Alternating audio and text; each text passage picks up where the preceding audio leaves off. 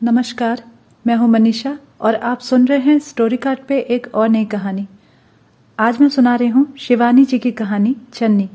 अगर आपको ये कहानी अच्छी लगे तो ज़रूर लाइक कीजिएगा और ऐसी ढेरों कहानियां सुनने के लिए हमारे चैनल को सब्सक्राइब भी कीजिए। तो शुरू करते हैं आज की कहानी चन्नी। ट्रेन पूरी रफ्तार से चली आ रही थी। नीचे की बर्थ पर एक बुजुर्ग से नवाब साहब लेटे स्टेट्समैन पढ़ रहे थे। पास ही उनका नाम लिखा सूटकेस धरा था, जिस पर नवाबजादा शौकत अली का नाम उन्हीं की जवानी की तरह धुंधला पड़ गया था। दूसरी बर्थ पर एक सिंधी नया जोड़ा कबूतर की सी गुटरगू में मस्त था। बार बार लड़की सी दिखती नई दुल्हन अपने जवान पति को ऊपर की बर्थ पर जाने के लिए ठेल रही थी और वह दुगने जोश से उससे छेड़खानियां किए जा रहा था। ऊपर की बर्थ पर लेटी मैं मन ही मन सोच रही थी कि ये नए ताजे जोड़े अपने आसपास की भीड़ से कितने बेखबर रहते हैं। मेरे लिए यह कोई नई चीज नहीं थी। नैनीताल की ठंडी सड़क पर दिन दहाड़े ऐसे 20 जोड़े एक दूसरे से लिपटे लिपटाए घूमते रहते हैं, पर मैं देख रही थी कि बुजुर्ग नवाबजादा शौकत अली को उस जोड़े ने बेहद परेशान कर दिया था। बेचारे बार बार खांसते खखारते अपनी उपस्थिति का आभास दे रहे थे। जब लखीमपुर में वह रसीला जोड़ा उतर गया तो उन्होंने चैन की सांस ली और करवट बदल कर सो गए। गर्मी बेहद थी, पंखा चल रहा था, पर ट्रेन के अधिकांश पंखों की भांति यात्रियों को छोड़कर डिब्बे की हर दिशा को हवा भेज रहा था। मैंने कई बार उसे घुमा फिराकर मनाने की कोशिश की, पर हार मानकर चुपचाप लेट जाना पड़ा। मैं सोच ही रही थी कि नीचे की बर्थ पर अपना बिस्तर बिछा लूं, इतने में ही बहुत सारा सामान लेकर 2-3 कुली धंस आए। भूरे भूरे बालों वाले एक लड़के ने बड़ी फुर्ती से निचली बर्थ पर होलटाल फैला दिया और एक पिस्तई रंग के बुरके की सर के साथ एक महिला उस बर्थ पर जम गई। जमील, लो, इन कुलियों को पैसे दे देना और बचे तुम रख लेना। 1 5 का नोट उन्होंने उस भूरे बालों वाले लड़कों को थमाया ही था कि गाड़ी चल पड़ी और वह चट से नीचे उतर गया। नवाबजादा हल्के हल्के खर्राटे ले रहे थे। डिब्बे की बत्तियां पहले से ही बुझी थीं। उस महिला ने अपना रेशमी बुर्का उतार कर खूंटी पर टांग दिया। महिला मेरे नीचे वाली बर्थ पर थी, इसी से चेहरा ना दिखा, लेकिन गाड़ी स्टेशन छोड़ रही थी। स्टेशन की बत्तियों के अस्पष्ट धुंधलके में भी बुर्का टांगने वाली की लंबी लंबी उंगलियां मुझे स्पष्ट दिख गईं। कुछ बुरके की रेशमी खसखस और कुछ उंगली में पड़ी हीरे की अंगूठी की दमक ने मेरा ध्यान आकर्षित किया। कैसी लंबी लंबी सुडौल उंगलियां थीं और दूसरे ही क्षण मुझे एक अजीब घुटन ने व्याकुल कर दिया। ऐसी ही लंबी और सिरे से टेप रिंग उंगलियां मैंने कहाँ देखी है और कहाँ देखी है, कहीं देखी है, ठीक ठीक याद नहीं आ रहा। याद न कर पाने की विचित्र झुंझलाहट ने मुझे ऐसा व्याकुल कर दिया कि याद न आने पर शायद नीचे कूदकर उस अपरिचिता महिला की उंगलियां फिर देख डालती। पर तभी अचानक याद आया, उंगलियां जिन हाथों में मैंने देखी थी वे जल भुनकर कब के राख हो चुके थे। उनके फिर से दिख जाने का कोई प्रश्न ही नहीं उठता था। आज से 10 वर्ष पहले मेरे ही पति ने तो उन उंगलियों का अस्तित्व गंगा में बहा दिया था। हाँ, चन्नी की उंगलियां ऐसी ही थीं।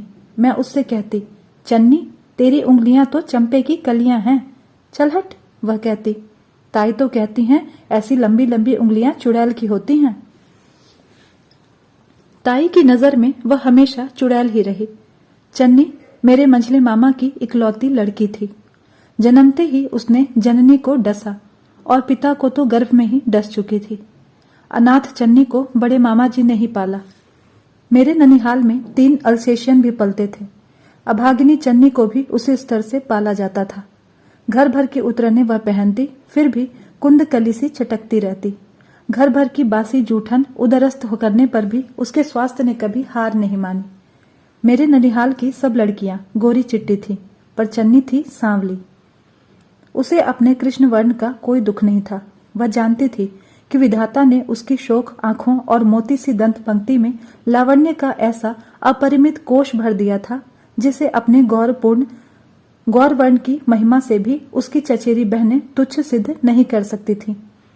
एक से एक महंगे विदेशी शैम्पू से अपने सुनहरे बालों को धोकर उसकी गोरी गोरी मेमसी बहनें कॉन्वेंट स्कूलों में पढ़ने जाती और वह केवल रीठे से ही समृद्ध अपनी एड़ी तक लहराती चोटी पीठ पर डालकर जगत तारिणी स्कूल में पढ़ती।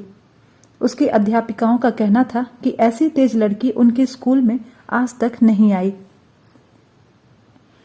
एक बार अपने स्कूल की खेल की टीम के साथ वह रूस भी घूम आई तो चाची ताइयों के दिल पर छुरियां चल गईं। बड़े मामा जी ने ही जिद करके उसे भी भेज दिया, नहीं तो बेचारी जा भी नहीं पाती। विदेश से लौटने के बाद चन्नी की बोटी बोटी फड़कने लगी। शौक पहले से ही थी, अब वह ढीठ भी हो गई। जब छोटी थी तभी पास पड़ोस से शिकायतें आने लगी थी कि चन्नी ने किसी की चूड़ियां मसक दी, किसी की गुड़िया कुएं में डाल दी, कहीं से कच्ची इमलियां चुरा लाई तो कहीं से कच्चे अमरूद। जवान हुई तो कयामत ही आ गई। उसकी किताबों से एक आध प्रेम पत्र का गिरकर बड़ी मामी जी के हाथ में पड़ जाना तो नित्य की घटना थी। तिस पर मोहल्ले भर के छोकरों की भ्रमरावली उसके इर्द गिर्द मंडराने लगी। होने को तो बड़े मामा जी की लड़की सरला उससे कहीं सुंदर थी, किंतु बड़ी बड़ी आंखों की चंचल पुतलियां घुमाना, खिलखिलाकर हंसी के मंजीरे बजाना, यह सब उसे कहाँ आता। अपनी सामान्य सी साड़ी के आंचल सिग्नल से चन्नी मोहल्ले भर के युवकों के हृदय इंजनों को रोक सकती थी। तभी तो बड़ी मामी जी अम्मा से कहती, बीवी छोरी बंगाल का जादू जाने है, किसी तरह छोरी के हाथ पीले करूं तो छुट्टी मिले। सुन तो रही हो, शास्त्री जी की बिटिया भी मुसलमान साइकिल वाले के साथ भाग गई। शास्त्री जी की बिटिया साइकिल वाले के साथ न भागी होती तो शायद चन्नी के विवाह की इतनी जल्दी न मचती।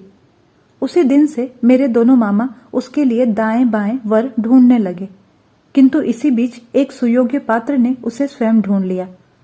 चन्नी अपने मामा के यहाँ अलीगढ़ गई हुई थी। वहीं की नुमाइश में उसे चटखारे ले लेकर चाट खाते योगेन जीजा ने देख लिया। अब चाट खाने वाले भी दो तरह के होते हैं, चन्नी ने मुझसे हंसकर कहा था। आज भी उसकी हिरनी किसी आंखों की काली भंवर पुतलियां मेरे स्मृति पटल पर खिंच जाती हैं। एक तो प्लेट में चाट धरकर चम्मच से ऐसे चुकते हैं जैसे मोती हों, न मिर्च की सिसकारियां, न हा हा, न हु हु, न उंगलियां चाटना, न आंखों में पानी। और एक चाट खाने वाले ऐसे होते हैं जो हम सरीखे, आंखें लाल, होठ लाल, यानी द्रिगन बीच डोरे लाल झलकें बस। तेरे जीजा ने हमें देखा और पसंद कर लिया। काश जीजा उस पर रीझे ही रहते। ननिहाल की वह विश्वल्लरी मुझे प्राणों से प्रिय थी। उसकी कुख्याति सुनकर भी मुझे कभी उससे घृणा नहीं हुई। एक दिन बड़ी मामी ने मुझे निराले में खींचकर समझाया भी था, देख बिट्टो, उस छोकरी के पीछे पीछे मत फिरे, वह जहर की बुझी है, जहर की, अपनी नानी पे गई है। चन्नी के नाना ने वेश्या से विवाह किया था। हो सकता है चन्नी में अपनी रूप जीवा नानी के ही संस्कार आए हों। मंझले मामा ने घर भर की अवहेलना करके ही मामी से विवाह किया था। इसी से वर्जित कुल की स्मृति चिन्ह चन्नी सबकी आंखों की किरकिरी थी। मैं छुट्टियों में ननिहाल जाती तो वह मुझसे लिपट जाती, हाथ नचाकर, पुतलियां घुमा घुमा कर ऐसे ऐसे रंगीन किस्से लेकर बैठ जाती कि जी में आता सुनते ही रहो। प्रेम पत्रों का उसके पास एक बड़ा सा पुलिंदा रहता, जिसे वह पिछवाड़े के बरामदे में मुझे ले जाकर पढ़ पढ़ कर सुनाती। सरला से मत कहना, बड़ी चुगलखोर है, चट ताई से कह देगी, वह कहती, और संकरे पिछवाड़े में पास के पागलखाने से आती दुर्गंध के दूसरा भार को भी वहन करके मैं उसके प्रेम पत्रों के रस भंडार का रसा स्वादन करती। एक उम्र ऐसी होती है जब ऐसे प्रेम पत्रों का लड़कियों के मनोरंजन के लिए विशेष महत्व होता है। हमारी शायद वही उम्र थी। मैं 16 की थी और चन्नी 17 की। उसी साल चन्नी का विवाह भी हो गया। मुझे आज भी उसके विवाह की एक एक घटना कंठस्थ है। भारी जामदानी लहंगे में चन्नी की मुट्ठी भर की कमर दुहरी हुई जा रही थी। उसकी नाक छिदी नहीं थी, इसी से उसकी ससुराल से स्प्रिंग वाली बड़ी सी नथाई थी, जिसका स्प्रिंग या तो ढीला हो जाता था या घूंघट की उमस से घुटकर चन्नी स्वयं ढीला कर सबके सामने घूंघट पलटकर कह उठती थी, देखो ताई, यह नथ हमसे नहीं संभलती। आंखें नचाती, दांत पीसती बड़ी मामी दुगना घूंघट खींच देती और उसकी फुसफुसाहट तीखी होकर शायद उसी दिन योगेन जीजा के कानों में पड़ गई। अरे आज के दिन तो हमारी लाज शर्म रख ले। योगेन जीजा शायद जान गए थे कि बिगड़ी घोड़ी की लगाम और चाबुक की शान में नहीं साधा तो वह उन्हें भी अनाड़ी सवार की तरह मिट्टी में मिला देगी। सिर से पैर तक गहनों से लदी चन्नी विदा हुई तो मेरी दोनों मामियों ने निश्चिंत सांस लेकर कहा था, चलो भाई, हमने तो अब गंगा नहा ली। फिर कई साल तक मुझे चन्नी की खबर भी नहीं मिली। मेरे विवाह पर भी योगेन जीजा ने उसे नहीं भेजा। सरला तो कहती थी कि उसके प्रेम पत्रों के पुलिंदे के बारे में किसी ने योगेन जीजा को बतला दिया। क्या पता बताने वाली स्वयं सरला ही हो। फिर सरला के ब्याह में बड़े मामा उसे स्वयं जाकर लिवा लाए। मुझे लगता है उस अभागिनी को बड़े मामा बहुत चाहते थे। इसी से मामी के भला बुरा कहने पर भी वे उसे लिवाने चले ही गए। और कैसा आश्चर्य कि जीजा ने चटपट भेज भी दिया। 3 अदद मरियल सी बच्चियों को लेकर वह तांगे से उतरी तो मैं अवसन्न रह गई। यह वही चन्नी थी जो छूने से भी मैली होती थी। न आंखों में वह शोखी थी, न चेहरे पर रौनक। मुझे देखते ही सिर झुका लिया, जैसे अपनी गंदी बदशक्ल लड़कियों के लिए माफी मांग रही हो। तीनों बच्चियों ने माँ का रंग और बाप का नक्शा पाया था। तीनों ही के चेहरे पर योगेन जीजा की सुग्गे की नाक का मनहूस साया था। उनके जिन अंगों को ढकने के लिए उनके धारीदार कच्छों की सृष्टि हुई थी, उन्हें खुला छोड़कर वे उनके घुटनों तक बड़े ही फूहड़ ढंग से लटक आए थे। नाक बह रही थी, जिन्हें पोंछने की चन्नी को कोई चिंता नहीं थी। विवाह के पश्चात सुघड़ से सुघड़ नारी भी कितनी बदल जाती है। यह वही चन्नी थी जिसके प्रेम पत्रों के प्रतिभाशाली लेखक उसके मनोहर व्यक्तित्व की बलैया लेते, उसका आदेश पाते ही किसी भी मेल ट्रेन के धड़धड़ाते पहियों के नीचे लेट जाने को तत्पर रहते थे। हाय राम, चन्नी तुझे यह क्या हो गया? बारात आने को है, कम से कम आज तो साड़ी बदल ले। मैंने उसे खींच खांच कर अपनी एक साड़ी पहना दी, बालों को संवार कर जूड़ा बनाया।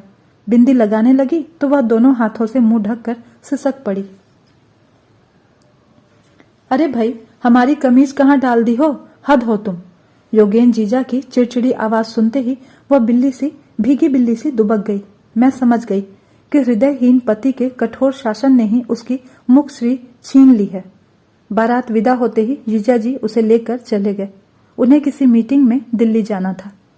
योगेन जीजा, चन्नी को यहीं छोड़ जाइए ना, हमें भी तो दिल्ली जाना है, हमारे साथ चली जाएगी, मैंने कहा। और चन्नी का चेहरा फक पड़ गया, जैसे मेरे दुस्साहस से योगेन जीजा सबके सामने उसका अपमान न कर बैठे। नहीं, यहाँ कैसे छोड़ दें? होटल का खाना हमसे नहीं खाया जाता। वह गई तो मारे भय के मुझसे ठीक से मिली भी नहीं। एक सहमी सी हंसी के पीछे उसके दोनों होंठ बरबस रोकी गई रुलाई के भार से कांप रहे थे। मैं मोड़ पर अचानक ओझल हो गए उसके तांगे को देख रही थी कि न जाने कहां से बड़ी मामी आ गई। उनकी पुत्री को ससुराल से बहुत ही साधारण सा चढ़ावा आया था। उसी की भड़ास उन्होंने चन्नी के मत्थे निकाली। क्या सुख है चन्नी को? जमींदार से जाकर सुना योगेन तालों में बंद करके धरे है। लच्छन जो ऐसे ठहरे, इससे तो अपनी सरला अच्छे घर गई है। ऐसा भी क्या गहना जिससे गर्दन टूटे? चन्नी तो राह पर आ गई, दामाद करी न मिलता तो आज शमी मंजिल में होती। सामने शमी मंजिल के गुंबद दिख रहे थे। सबसे ऊंची मंजिल पर बने आधे चांद पर नए मालिक ने काला रंग पोत दिया था। जिस छत की मुंडेर पर बिगोनिया के गमले महकते थे, वहां पर कई जोड़ी कच्छे और मैली सी पांडु जेड सलवारें सूख रही थी। चन्नी की शादी के साल ही शमी मंजिल ने उजड़ कर पहले से ही उसकी मौत का मातम मना लिया था। आबिद चचा पाकिस्तान भाग गए और अब उनकी शमी मंजिल किसी सरदार को क्लेम में मिल गई थी। सरदार जी के 17 बच्चे थे जो उनकी छत की हर मुंडेर पर लंगूरों की तरह चढ़े रहते थे। उनकी छत से मिली एक संकरी सी मुंडेर मामा जी के दीवान खाने की छत पर उतरती थी और कभी वही मुंडेर डूबते सूरज की छाया में शमी मंजिल और तुलसी कुटीर की प्रेम पुण्य सलीला का संगम थी। इरफान अहमद चन्नी के पीछे दीवाना था। उसकी सारी चिट्ठियां हिना और खस से तर आती थीं। उन्हें सूंघ कर किताबों से ढूंढ निकालना सरला के लिए बड़ा आसान होता। इसी से इरफान उन्हें मुंडेर की एक खपड़ैल के नीचे छिपा जाता। बड़े मामा जी से आबिद चचा की पुरानी मित्रता थी। इसी से मुस्लिम परिवार से मिलने जुलने पर हमें भी कभी रोक टोक नहीं थी। इरफान भाई अलीगढ़ यूनिवर्सिटी से घर आते तो बड़ी मामी चौकन्नी होकर चन्नी के पैरों में बेड़ियां डाल देती। पर चन्नी उन कैदियों में से थी जो बेड़ियों को काटने का साधन जेल खाने की ऊंची दीवारों में भी जुटा ही लेते हैं। बात शायद बहुत बढ़ जाती, पर बीच में ही हिंदुस्तान और पाकिस्तान ने एक दूसरे की ओर बड़ी बेरुखी से पीठ फेर ली। जब मेरे पति की बदली दिल्ली हो गई तो मैं खुशी से उछल पड़ी। चन्नी वहीं थी। अब मैं उसकी उदासी को दूर कर लूंगी और फिर वह पहाड़ी मैना सी चहकने लगेगी। किंतु चहकती कैसे? मैना के गले में सुना एक कांटा उग आता है और वह चहकना बंद कर एक दिन गर्दन डाल देती है। चन्नी के गले में भी ऐसा ही कांटा उग आया था। मेरे और उसके मकान के बीच कुल 3 मकानों का फासला था और काम निपटाते ही मैं उसके पास पहुंच जाती। पर धीरे धीरे मुझे लगने लगा कि जो चन्नी मुझे देखकर कली सी खिल उठती थी, अब वह मुरझाकर बिखर जाती है। योगेन जीजा के ऑफिस से लौटने से पहले ही मुझे किसी प्रकार विदा देने को वह छटपटाने लगती। मेरे यहाँ आती भी तो सहमी सहमी निगाहों से इधर उधर देखती, बार बार चेक करती और कभी अपनी बड़ी बड़ी आंखें मेरे चेहरे पर गड़ाए हुए मुझे देखती रहती। मैं पूछती भी तो किससे? घर के भेदी प्रायः नौकर या बच्चे ही होते हैं। नौकर जीजाजी रखते ही नहीं थे और चन्नी की तीनों बच्चियां वज्र मूर्खा थीं। इसी बीच मैं बाबूजी की बीमारी का तार पाकर मायके चली गई। वहीं मुझे एक दिन अपने पति की चिट्ठी मिली कि चन्नी किसी के साथ भाग गई। मैं स्तब्ध थी, मन ही मन। मैं जानती थी कि चन्नी कभी भाग नहीं सकती। भागने की भी तो आखिर एक उम्र होती है। 34 वर्ष की पढ़ी लिखी 3 बच्चियों की मां चन्नी भला किसके साथ भाग सकती थी? किसके साथ भागी यह पता नहीं। मेरे पति ने लिखा था, लेकिन योगेन का कहना है कि वह किसी प्रेमी के साथ ही भागी है। चन्नी क्या ऐसी नासमझ थी? योगेन जीजा के निर्मम व्यवहार और सख्ती स्वभाव से ही ऊबकर वह किसी ताल बावड़ी में कूद गई होगी। बेचारी ने पति का विश्वास पाने की कितनी चेष्टा की थी। मैं नित्य बड़ी आशा से अखबार देखती, शायद किसी युवती के लाश मिलने का समाचार हो। इसी बीच मेरे पति का एक पत्र आया कि चन्नी के किसी सरदार के यहाँ छिपने का समाचार मिला था। वहां पुलिस की सहायता से योगेन जीजा ने छापा मारा तो सरदार फरार हो चुका था और दरवाजा तोड़ने तक चन्नी ने अपने शरीर पर मिट्टी का तेल छिड़क कर आग लगा ली। पड़ोसियों ने बतलाया कि वह सरदार कुछ ही दिन पहले 10 साल की सजा भुगत कर लौटा था और एक दिन वह सुंदर सांवली बंगालिन सी लड़की उसके साथ आकर रहने लगी थी। दिन भर वह कमरे में बंद रहती और रात को सरदार के साथ घूमने निकलती। दरवाजा तोड़ने तक वह खत्म हो चुकी थी। बाद में योगेन जीजा और मेरे पति ही उसकी मिट्टी ठिकाने लगा आए थे। आज ट्रेन में किसी अपरिचिता की लंबी उंगलियां देखकर अभागिनी चन्नी की स्मृति फिर ताजी हो उठी। एक बार बर्थ से झांककर देखने की चेष्टा की तो देखा वह अपरिचिता मुस्लिम महिला करवट बदले सो रही थी। नवाब साहब के खराटों और ट्रेन के झकोरों के बीच मुझे भी नींद ने दबोच लिया। काफी देर बाद किसी स्टेशन पर गाड़ी रुकी और फिर चली और फिर न जाने कितने स्टेशनों पर रुकती चलती बढ़ती चली गई। मैं गहरी नींद में पड़ी ही रही। जब उठी तो हल्का गुलाबी उजाला होने लगा था। नीचे झांककर देखा तो बर्थ खाली थी। लंबी उंगलियों वाली मुस्लिम महिला न जाने किस स्टेशन पर उतर चुकी थी। हाथ में गडुआ लिए नवाब साहब बाथरूम में घुस गए तो मैं भी बिस्तर से उतरकर नीचे की बर्थ पर आ गई। एक छोटा सा रुमाल शायद वह महिला भूल गई थी। बड़ा प्यारा सा लेस लगा कैम्ब्रिक का रुमाल था, जिसे देखकर फ्लोबेयर की किसी फ्रेंच नायिका का स्मरण हो आया और न जाने क्या सोचकर मैंने उसे उठा लिया। स्पर्श और भी प्यारा लगा। नाक से लगाया तो मुझे सांप सूंघ गया। किसी परिचित मीठी खुशबू थी। कैसी परिचित मीठी खुशबू थी? वही जानी पहचानी मीठी खुशबू जो इरफान अहमद के हिना की तर खतों से आया करती थी। लखनऊ आने तक वह रुमाल मेरी मुट्ठी में ही धरा रहा। वह रुमाल नहीं, जैसे शादी के पसीने से तर चन्नी का हाथ मेरे हाथ में बंद था। घर पहुंचते ही मैंने अपने पति से पूछा, क्यों उस दिन आप भी जीजा जी के साथ मरघट तक गए थे ना? मेरे पति मुझे ऐसे देखने लगे जैसे मेरा दिमाग फिर गया हो। चन्नी को मरे 10 साल हो चुके थे। हद करती हो तुम भी। आज अचानक क्या याद आई? नहीं, ऐसे ही पूछा। मैंने कुछ खिसिया कर कहा, आप कहते थे ना उसने अपने आप को जला डाला था। फिर मरघट तक क्या लेकर गए होंगे, यही सोच रही थी। इस बुरी तरह जली थी कि पहचान में ही नहीं आती थी। वे तो दोनों हाथ बच गए थे बस। हाय राम, क्या दोनों हाथ देखकर ही आप लोगों ने उसे पहचान लिया था? मेरा कलेजा बुरी तरह धड़के जा रहा था। नहीं, उंगलियां देखकर। योगेन कहता था कि वैसी लंबी लंबी उंगलियां और किसी की हो ही नहीं सकती। फिर बाएं हाथ पर गुदना भी तो था। मुझे याद आया, उसके बाएं हाथ पर गुदा फूलों का एक नीला गमला। किंतु क्या उस गमले पर उसका कॉपीराइट था? क्या वैसा ही गमला किसी और हाथ पर नहीं गुद सकता था? योगेन जीजा ने कहा था वैसी उंगलियां और किसी की नहीं हो सकती। जब ट्रेन में मुझे लंबी लंबी उंगलियां दिखी, यही तो मैं भी जोर जोर से कहना चाह रही हूं कि वैसी उंगलियां और किसी की नहीं हो सकती। पर कैसे कहूं? मेरी बात कोई मानेगा ही नहीं। मेरे पास सबूत है, परिचित खुशबू से तर छोटे से कैमरिक के रुमाल का। संसार ऐसी भावुक कमजोर दलील पर विश्वास नहीं करता। फिर उस खुशबू का ही भला कब तक सहेज पाऊंगी? हिना और खस की खुशबू अब चन्नी के रहस्यमय अस्तित्व की भांति धीरे धीरे उड़ती जा रही है। जिस दिन वह बिल्कुल ही उड़ जाएगी, उस दिन शायद मैं भी मान लूंगी कि चन्नी सचमुच ही मर गई। तो दोस्तों, ये थी शिवानी जी की कहानी चन्नी। आशा करती हूँ कि आपको ये कहानी जरूर अच्छी लगी होगी। धन्यवाद।